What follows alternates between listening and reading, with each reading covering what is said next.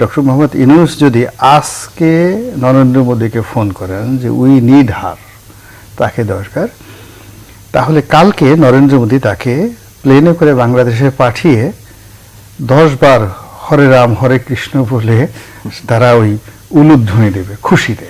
শেখ হাসিনা এখন ভারতে পলাতক রয়েছেন, তাকে ফেরত ভারত দিবে কিনা বা তাকে ফেরত আনার সুযোগ আছে কিনা, আবার এমনও হতে পারে কিনা শেখ হাসিনা ভারতের দর কষাকষি ট্রাম্প কার্ড হয়ে যাবেন কিনা আগামীতে, যেহেতু অন্তর্বর্তীকালীন সরকারের সাথে ভারতের সম্পর্কটি যদি বিবেচনায় নেন। আমার যতটুকু জানা আছে যে ভারতের সঙ্গে আমাদের একটা বন্ধি বিনিময় 2016 সালের একটা চুক্তি আছে। তো সেক্ষেত্রে আমাদের বাংলাদেশের যে কোনো আদালতে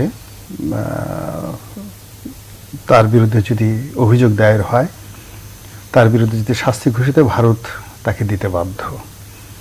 তো তাকে আসলে ভারত থেকে আনা এই সরকারের জন্য ওয়ান্টুর বিষয়, এটা ভারতের আসলে কিছু করার নেই, দিতে বাধ্য। এখন এই সরকার তাকে আনবে কিনা এটা নিয়ে হলো প্রশ্ন, বা এই সরকার যদি তাকে আনতে চায় তাহলে কিভাবে আনবে, কখন আনবে, এটা প্রশ্ন। কিন্তু আমার কাছে মনে হচ্ছে না যে এটা নিয়ে বর্তমান সরকারে যারা আছেন তারা